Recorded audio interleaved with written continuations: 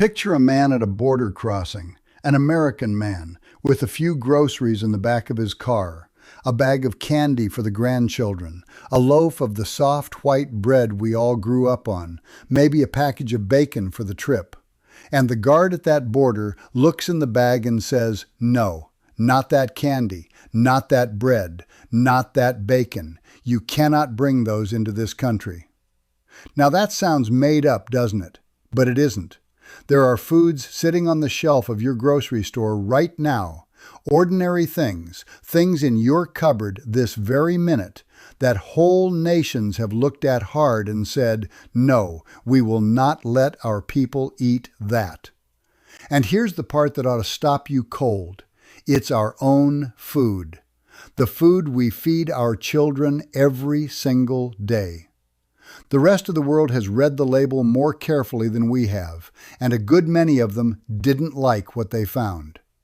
Now most folks, when they hear that, they shrug it off, figure it's foreigners being fussy, or some trade squabble, or government nonsense.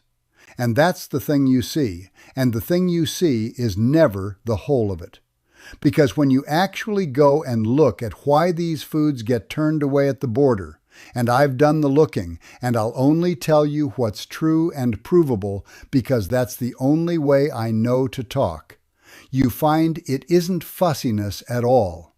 It's that these other countries simply decided they'd rather not put a certain chemical in their children, and we decided we didn't mind. That's the real difference. Not better people, just different choices about what's worth the risk. And once you see which choices we've made, you can't unsee them. I'm Elias Yoder. I'm an Amish man, and I farm about 110 acres here in Lancaster County, Pennsylvania. And the way I think about all this, I learned from my grandmother, standing at her kitchen table when I was a small boy. A peddler came through once selling food coloring, little bottles of it, brighter than anything we had, and I wanted her to color the frosting with it for my birthday. And she looked at those bottles a long while, and she set them down, and she said, "Elias, I don't put a thing in your food that I can't name and can't grow. If I can't tell you what it is and where it came from, it doesn't go in your mouth." That was her whole rule, and it was enough. She colored that frosting with beet juice, and it was pink as a sunrise, and I never knew the difference. Hold on to that rule as we go. If you can't name it and can't grow it, why is it in your food? Because near every item on this list fails that simple test, and other countries figured that out before we did. And I've put all of my grandmother's rules, all the old knowing, into one place for you. Before we go on, Esther and I gathered it into a little book, and it's on our website, eliasyoder.com, with the link right there in the description below. Go and put it in front of you. There's no pressure in it. This video gives you everything free either way. But some of you like to hold a thing in your hands at the counter, and that's what we made it for. eliasyoder.com. Now, let's go to the shelf. Start with the candy, because it's the one that fooled my own grandchildren. Skittles. Taste the rainbow. Now here's a true thing you can check tonight. There's a chemical in American Skittles called titanium dioxide. It's what makes the colors bright, a kind of white powder. And the European Union studied it, looked at thousands of studies, and in 2022 they banned it from food entirely. Banned.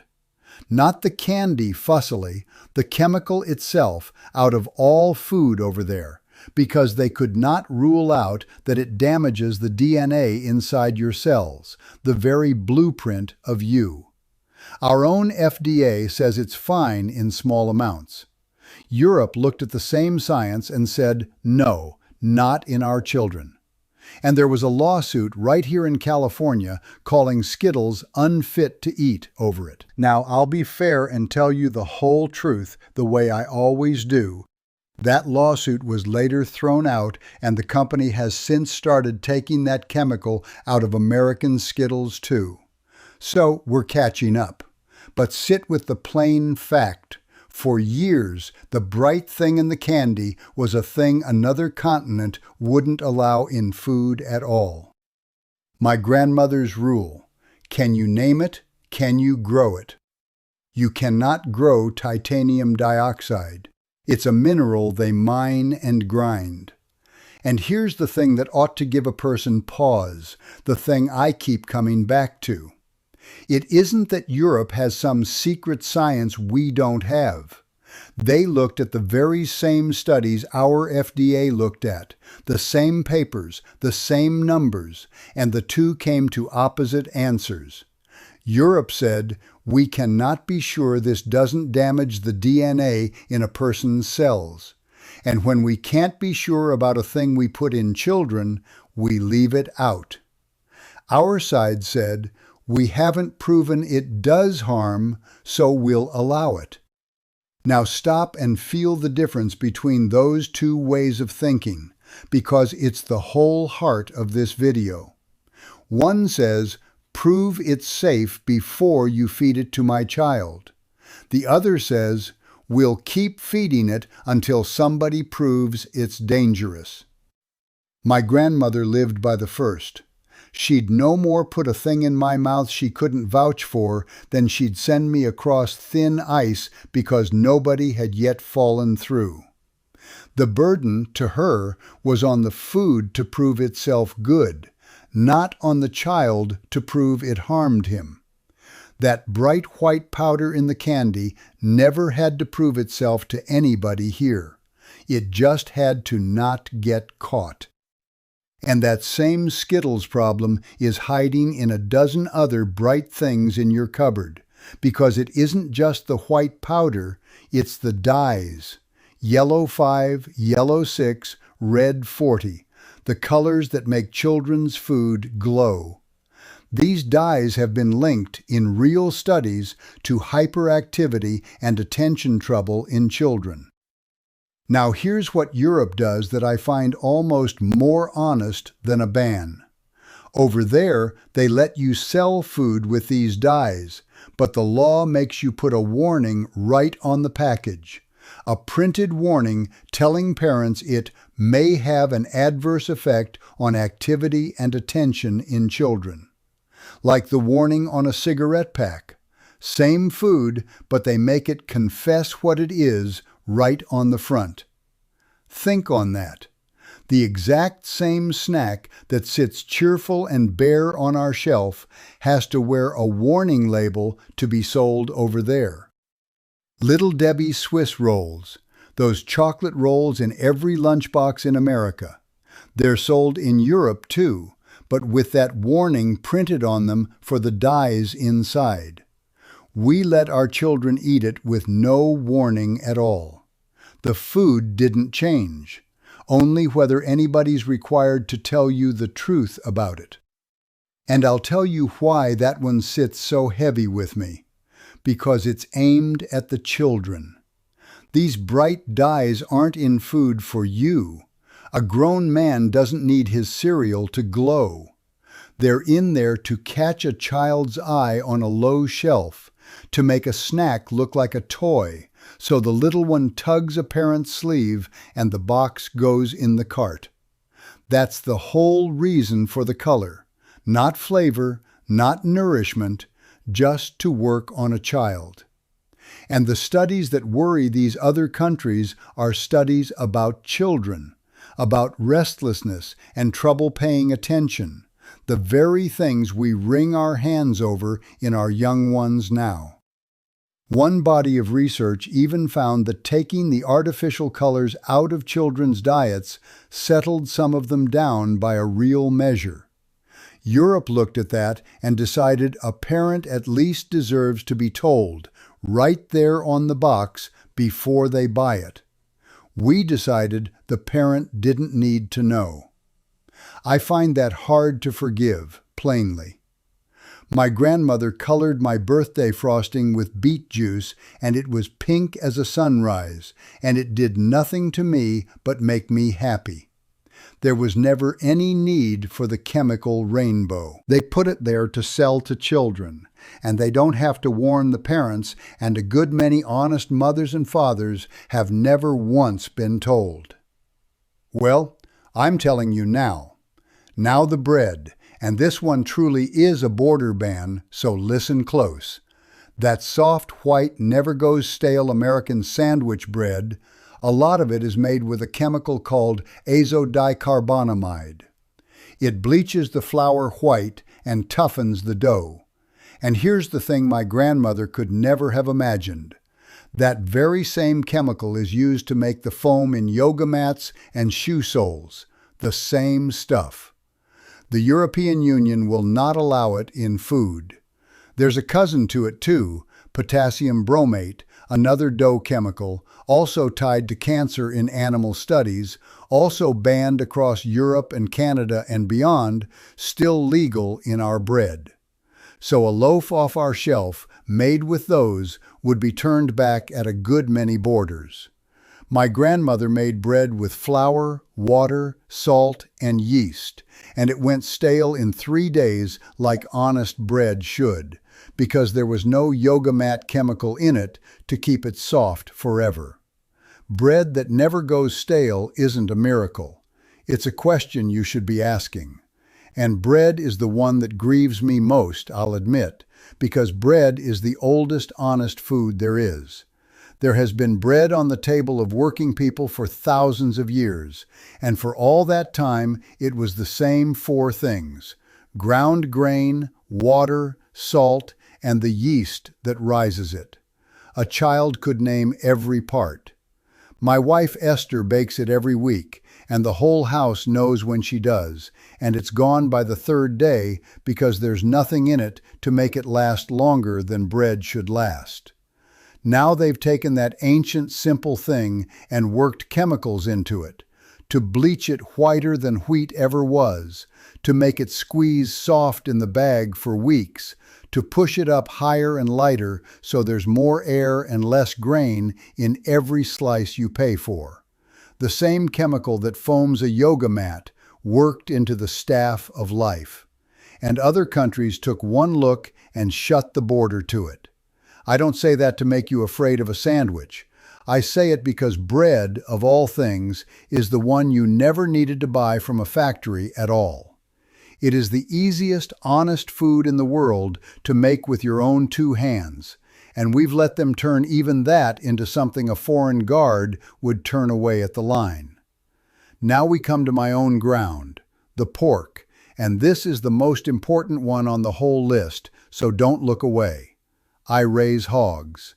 And I have to tell you that most of the pork in the American grocery store is raised with a drug called ractopamine. It's fed to the pigs to make them put on lean muscle fast, right up to the day they're slaughtered. And here is the fact that ought to be on the front page. Ractopamine is banned or restricted in around 168 countries. 168. Including the entire European Union, including China, including Russia. Countries that agree on almost nothing all agree on this. They consider it unsafe for people to eat. It's thought to affect the heart and can cause racing heartbeat and the shakes in high enough amounts. And it's so unwelcome that before America can sell pork to Europe at all, that pork has to be specially certified free of the drug. There's a whole government program just to prove it's clean enough to cross. Think about what that means. Our ordinary pork can't go to Europe as is. It has to be raised special and certified to get in. And it isn't on the label here. You cannot tell, standing at the meat case, whether your pork was raised with it or not, unless the brand makes a point of saying, ractopamine free. My hogs never see the stuff. They eat and they grow at the pace God set, and that's the only pork I'd put on my own family's table. And I want to dwell here, because this is the one where I have something to say that no city fellow reading off a script can tell you. I have raised hogs my whole life, and so did my father, and his before him, and I can tell you that a hog has its own natural pace. You feed it well, you keep it clean and content, and it grows into a good animal in good time. That's the bargain God set between a man and his livestock. This drug breaks that bargain. It's given in the last weeks to force lean muscle on faster than the animal would ever do on its own, to wring a few more pounds of sellable meat out of every pig before the truck comes. It's not for the hog's good. It's not for your good. It's for the ledger. And 168 nations looked at that and said, "We don't want our people eating an animal that was pushed like that in its final days." Now think about how strange a thing that is, that China and Russia and all of Europe, who can't agree on the weather, all agree they don't want this in their pork, and we feed it to most of ours and don't even print it on the package. The pig can't tell you. The label won't tell you. The only one who can tell you is a farmer who will look you in the eye and say how he raised it. That's why I keep saying, find your farmer. A number on a foreign government's banned list is one thing, but a man whose name is on the meat, who you could drive out and see, that's the only guarantee that was ever worth anything. And the chickens know better. It's a different chemical, but the same story. In America, after the birds are slaughtered, a lot of poultry gets washed in a chlorine bath to kill the bacteria. A chlorine rinse on your chicken. Europe banned that back in 1997. Won't let chlorine-washed chicken across the border to this day, and just recently told us again in trade talks that they never will. Now here's the part that matters, and it's exactly my grandmother's kind of thinking. Europe's worry isn't really the chlorine itself. It's what the chlorine is hiding. They figure if you have to dunk a bird in chlorine at the end, it's because the conditions it was raised and slaughtered in were too filthy to trust. And no chemical rinse, they said plainly, will ever truly clean meat that came out of a dirty house. The chlorine isn't the sickness, it's the bandage over the sickness. A clean bird, raised right in a clean place the way mine are, doesn't need a chlorine bath. The bath is the confession. And that idea, that the cure tells you about the sickness, is worth holding on to, because it's how my grandmother and my father thought about everything. They never trusted a fix that came at the end to patch over a wrong done at the beginning.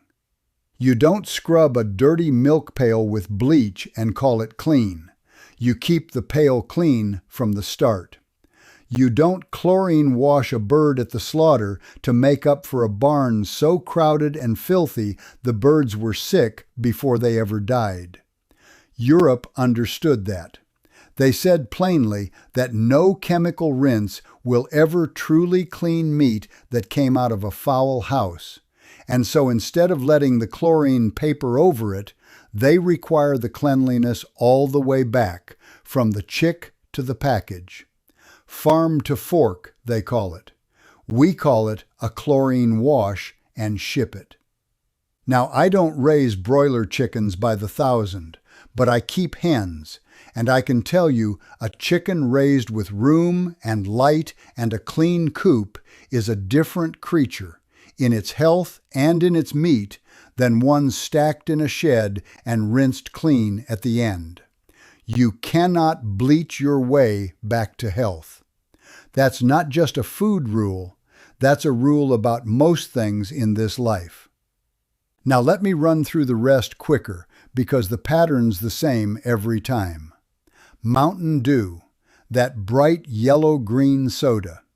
The color comes from that same yellow 5 dye we talked about, and for years it carried a chemical called brominated vegetable oil that Europe wouldn't allow. The version they sell over there is a different recipe than ours, reformulated to be let in. Special K cereal, the one that markets itself as the healthy choice, Denmark actually turned away over how heavily it's pumped full of added synthetic vitamins, so loaded that regulators argued it stopped being plain food. The healthy-looking box turned back at the border. M&Ms aren't sold in Sweden, though I'll be straight with you, that one's a trademark squabble over the little m, not a health matter. A Swedish candy had the lowercase m first. And Coca-Cola, Coke is banned in only 2 places on Earth, North Korea and Cuba, and that's pure politics, old trade fights, nothing to do with what's in it. So no, I won't tell you Sweden outlawed your Skittles or that Norway jailed Mountain Dew. That's not true, and I don't traffic in things that aren't true. The true version is plenty. The chemicals inside these foods are the banned things, or the recipe has to be changed, or a warning has to be slapped on before another country will let them near their people. So do you see the thread running through all of it? It's the same thread my grandmother pulled on at her kitchen table. It's chemicals you can't name and can't grow, put into food to make it brighter, whiter, longer lasting, leaner, cheaper, and a label that doesn't have to tell you they're there. Other countries decided, food by food, that they'd rather not chance it with their children. We decided we didn't mind, or, more honest, nobody asked us because it isn't on the label loud enough for a tired shopper to notice. It isn't a conspiracy. Nobody planned it in a room. It's just what happens when food gets made by the million for the lowest price by companies far from anyone who'll eat it. Every cheap chemical that makes the product brighter or last longer or weigh more goes in, until a thing my grandmother would recognize as food has a dozen things in it she never could. And the great food companies profit, quietly, every time you trust the bright wrapper instead of reading the small print on the back. So here's the rule, the one she gave me, and it'll get you through any grocery store in the world. Turn the package over and read it. If the list is things you can name and things you could grow, flour, water, salt, sugar, beet juice for color, that's food, buy it. If the list has chemicals you can't pronounce and surely can't grow, ask yourself why they're in there and whether another country might know something you don't. You don't need to memorize which chemical is which. You just need my grandmother's question. Can I name it? Can I grow it? And when you can't, set it down, the same as she set down that peddler's bottles.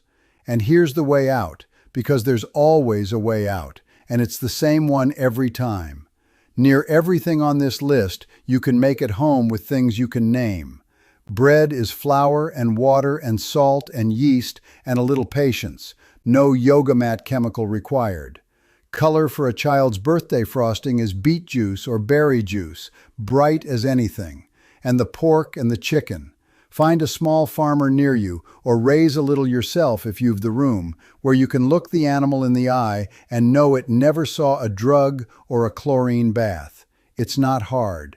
It's just been made to seem hard, so you'll keep buying the bright box instead.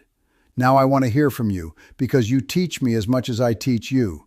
Go to your cupboard tonight. Pick up one bright-colored food or one loaf of soft bread, turn it over, and read me the ingredient list in the comments, and tell me how many things on it you cannot name and could not grow. I want to see what's hiding in our pantries. And while you're at it, tell me your county and how old your house is. I like to know where you're all writing from, and whether you've a small farmer near you still raising meat the honest way. I read every one. And that's just where we're headed next. I'm going to show you how my family bakes a real loaf of bread from 4 honest things: flour, water, salt, yeast, that costs pennies, tastes like bread is meant to, and hasn't got a single thing in it another country would turn away at the border. We'll do it together, start to finish, because none of this was ever complicated. Food is meant to be things you can name and grow, colored by what God already made colorful, kept by salt and smoke and cold the way it always was. We let companies we'll never meet fill our food with things we can't pronounce, and other nations read our labels closer than we did and quietly shut their doors to it. But the door swings open again the moment you turn the package over and read it for yourself, the way my grandmother read that peddler's bottles. The people who built this country ate food they could name. We're only just starting to remember. Read your labels, name your food, and I'll see you